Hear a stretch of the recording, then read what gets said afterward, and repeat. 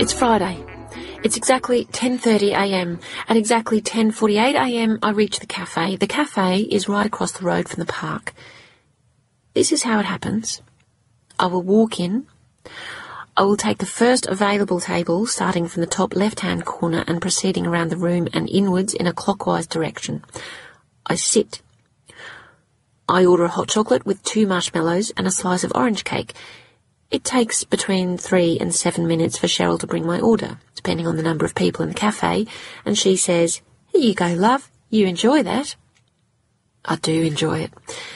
The cake is my favourite part of the whole day. It has a cream cheese icing and is sprinkled, not coated, but sprinkled with poppy seeds.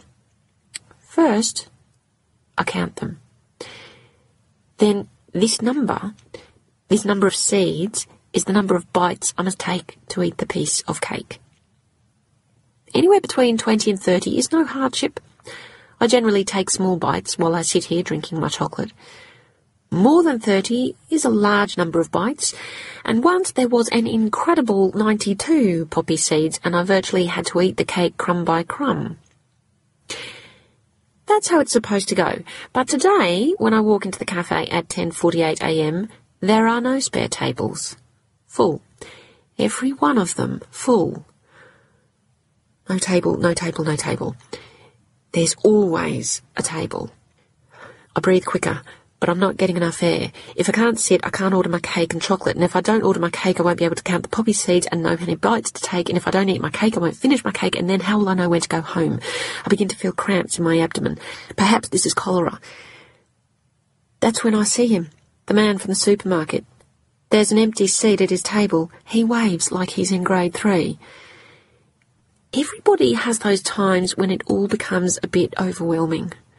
I can wait for the panic to rise until I can't breathe, or I can walk over and sit down. But if I sit there, I have to talk to him. That would be 2 conversations with 1 stranger. Unprecedented. I go over. 12 paces to the table. I pull out the chair. I sit down. "Are you stalking me?" I say. He's mid-sip of his coffee and snorts. No. Are you stalking me?" "Why on earth would I want to stalk you?" "I don't know. To steal my fruit?" "It was 1 banana. I've moved on."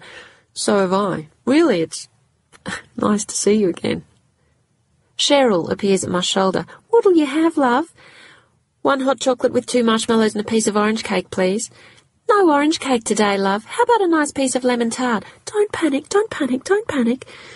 "No orange cake means no poppy seeds. No poppy seeds means no predetermined number of bites. How can I eat something with no predetermined number of bites?" I look at Banana Man. "How old are you?" He doesn't even have the grace to look surprised. People should look taken aback when strangers ask them how old they are while ordering food in a cafe. 38. I turn to Cheryl. "Yes, I'll have the lemon tart." Cheryl grins, not at me. "Anything else for you, Shamey? Running late today, are we?" Shamey. I've been coming here every day for 2 years, and I'm just love. Slept in. I had a late one last night, and yes, another coffee, thanks, Cheryl. Cheryl gives him her juiciest smile. I've never had a smile like that, even on my birthday when I tipped her $10. Suddenly I hate her. "Running late today. What, she times you?" He laughs, despite the fact it wasn't funny. "I usually run around the park first thing in the morning, then drop in for a coffee." "What kind of a name is Shamey, anyway?" "Seamus Joseph O'Reilly. You'll never guess where Mum and Dad came from." "India?" "Now your turn," he says. "My turn to do what?" "This is how people meet and become friends. I say my name, then you say yours, then we shake hands." "Really? This is a quaint ritual. Are you an anthropologist?"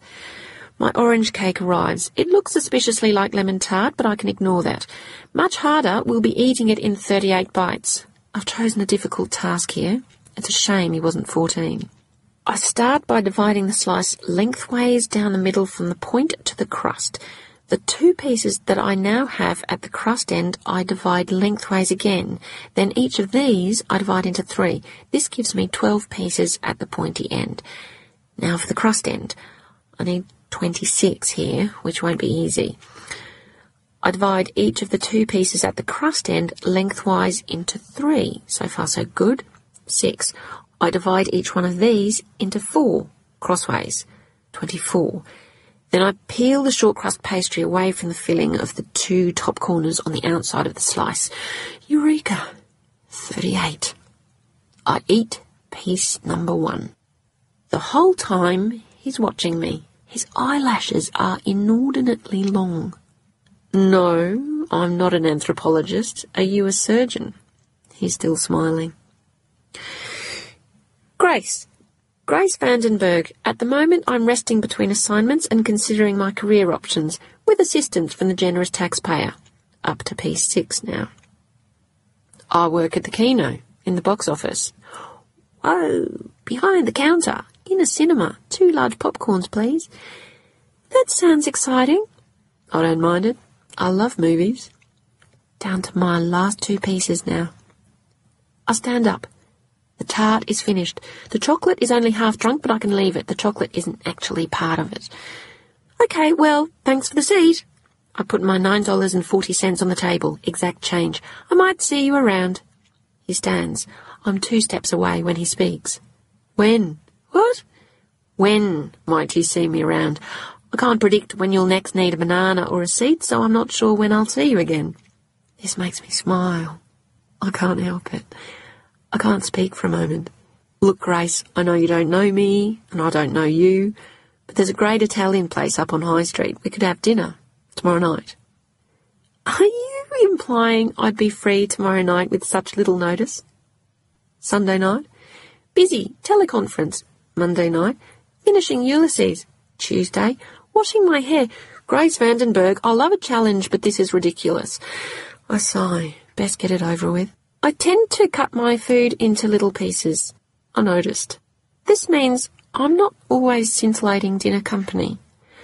Well, I see it this way. I think you've got a lot going on in your head. That's not true of most people I meet. Here. He scrawls on a paper napkin. This is my mobile number. Friday night then. Say yes. You can always call if you change your mind. So, in my hand, right now, is his number. I glance down. I can see a 2, then I quickly fold the napkin over and look away. Generally, I don't surprise myself. Generally, I know myself pretty well. I have my rules, and I stick to them. Who knows what could happen if I start making arbitrary decisions and upset the synchronized pattern of the universe? Yes, I say.